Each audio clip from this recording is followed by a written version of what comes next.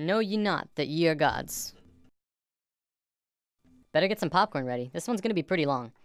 What we're going to be talking about today is something that will be very important in the next few lessons. The topic is male and female energy. From there, we'll be talking about left brain and right brain, then the new children, and bring it full circle. Ready? Deep breath.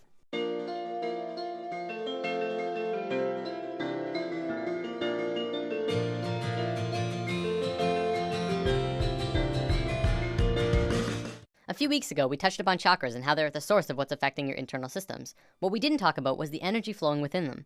Now, there's lots of kinds of energy through and around all of us, and that'll be a future topic later on. Today, I want to talk about two specific energies that can be expressed through this image. The energy that flows here is male and female energy. Male energy is focused, and female energy is creative and random. Neither of them is greater nor weaker than the other, and both can be extremely powerful when fully manifested. Female energy is the land of unbridled possibilities, creative potential, and affecting the universe from within. Focused male energy takes direct roads from point A to point B. This energy can be as strong as a tank, accomplishing tasks and going where it needs to go with precision and without distraction. The important thing to know about this energy isn't how they move. I'm going to use some super basic sacred geometry to demonstrate this. This is the Fibonacci spiral. We're going to be talking a lot more about it when we dive into the topic. For now, all you have to know is that it starts at 1 and flows outward forever in a very specific way and is present in all life everywhere. As male energy flows through the spiral, it goes from base point to point, from here to here, to here to here. It doesn't curve, it just goes straight where it needs to be. Female energy, however, would flow in the actual spiral. It would go around, going in and around outside all of the lines, but still getting to the same or similar results. This is the graphic representation of how it flows, but it also acts in the same way. From this understanding, you can see how we use these energies in our lives. It's the difference between driving straight to work and being on schedule all the time, and taking the scenic route because it's a more pleasant ride, even if it means being late. It's baking a cake strictly by what it says in the cookbook, and putting it together with what just feels right.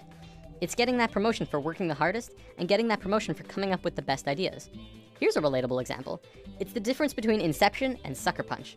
Both about dreams, but one of them being the masculine story of professional men just doing their no-nonsense work, trying to get the job done, and the other being the feminine story that was creative and random and, according to many, didn't make much sense. Both male and female energy, like the chakras, have their own traits. Male energy is linear, analytical, strategic, and practical. However, when male energy is constricted, it is very blundering and confrontational, and what tends to occur is not seeing all sides of a situation, or not being open to any other possibility other than the one being pursued. You can see a lot of that in today's society. Most commonly, we call it being closed-minded. Female energy, on the other hand, moves in curves. It does not stay inside the lines. It is creativity and movement and expression and emotion. It can do anything and go anywhere, but it has trouble sticking to schedule. If constricted, it can get out of its flow, running rampant between emotions and mood swings and ideas. The creativity could get jumbled and come out as an out-of-control mess. We don't have this widespread issue in today's society, and it has a lot to do with our brain hemispheres. We're gonna look at that in a moment. One big difference between the two is that male energy looks at parts and female energy looks at wholes. Before I go on, I wanna make this clear. Male and female energy has very little to do with sexual orientation. Like, it's in the mix, but it's not a fundamental part of the energy itself. For example, if you look at the shape of male and female bodies, men have straighter bodies, women have curvier bodies. We'll probably come back to this in a lesson down the road. Okay, brain hemispheres. We have 2 of them, and if you remember what you learned in grade 10 biology, this will be familiar. The left brain is the male energy side of the brain. It is orderly, statistical, logical, and mathematical. It sees things in straight lines, rational and practical. The right brain is the female energy side of the brain. It is our creative side, a free spirit. It is passion and experience of taste and feeling, movement and art. As is the same with the energy, the left brain cannot make sense out of the right brain. You cannot put feelings and expressions within boxes. They must be felt to be truly experienced. The right brain too cannot make sense about how the left brain understands things. Okay, so as a species, we are primarily left-brained. Well, incredibly left-brained. This basically means that as a species, we essentially have a male energy imbalance. There is way too much of it. It is dominant and is constricting on the female side of the brain. Now, don't get me wrong, this isn't a bad thing. In fact, it's kind of a blessing in disguise, but we have to talk about some other things first.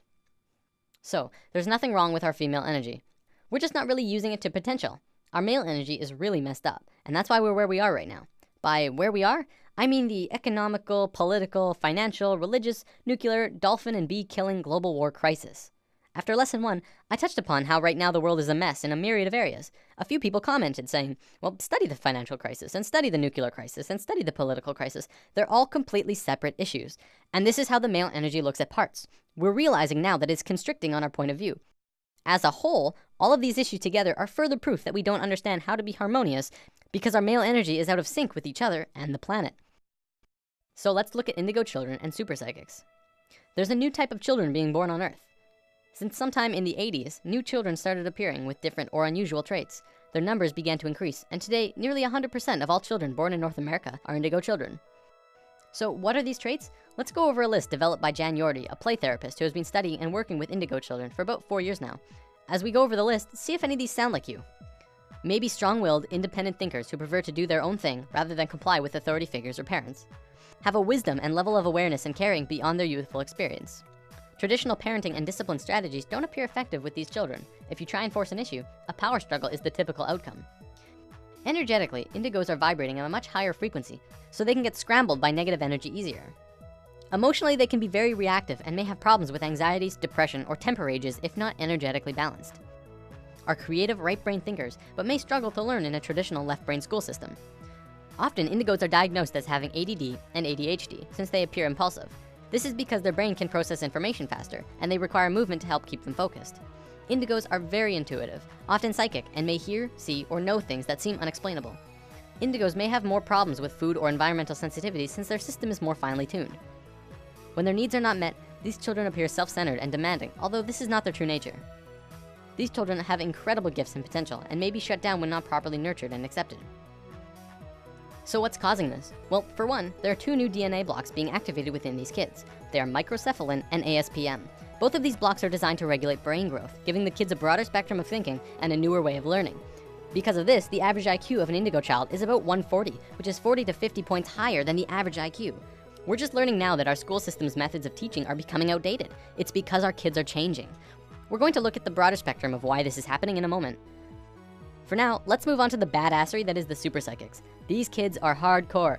They can do anything, literally. Some can move solid objects through walls with their minds. Some are blind, yet they can see everything around them from a myriad of different screens within their head. There are some who can look at a person and know absolutely everything about a person just from looking at them, including when they'll die. So why haven't we heard about this? You'd think this would be huge in the world. Well, for one, almost all super psychic children are in China, and almost all of the evidence is hardly ever rendered into English, although some of it does make it into the public in China. If you want to learn more about this, the book China's Super Psychics by Paul Dong and Thomas Raphael is a great starting place. Before we wrap up, we totally have to bring this video full circle. What on earth do the new children have to do with male and female energy? Isn't it obvious? Indigo children are directly connected to our species' male energy, and super psychics to our female. As we grow closer and closer to the peak of the shift, the planet itself is beginning to change. Essentially, this is happening to balance us out. On one half of the world, indigo children are being born. On the other half, super psychics. They are here to help the consciousness of the planet in an incredibly crucial time. There are way more indigo children on the planet than super psychics because it's our male energy that needs to understand. It's through the indigo children and their new way of thinking which is affecting the consciousness of the planet, putting us back onto the harmonious path. As we just learned, to understand things, it takes 2 to tango. You cannot only understand something by reading about it. You need both sides of the brain to click. In the modern world, things like astral projection and channeling aren't really considered science. One of them is exploring different realms outside of the body, and one is communicating with beings of higher consciousness. And yet, because we can only seem to measure it from experience, it doesn't qualify to be legitimate. Because of this left brain constriction, we have lost a major part of what life is about. See, what we have is called polarity consciousness. We see everything in 2 ways, good or bad, hot and cold, right and wrong, religion and science. To once again become harmonious with each other and the planet, we have to learn to understand again from the left brain. When this happens, we can move out of polarity consciousness into unity consciousness, and that's essentially where we're going. That about wraps it up. See you next time. We are suspended in this one moment of movement, spiraling in fractal design, but your mind caught up for linear time. You're too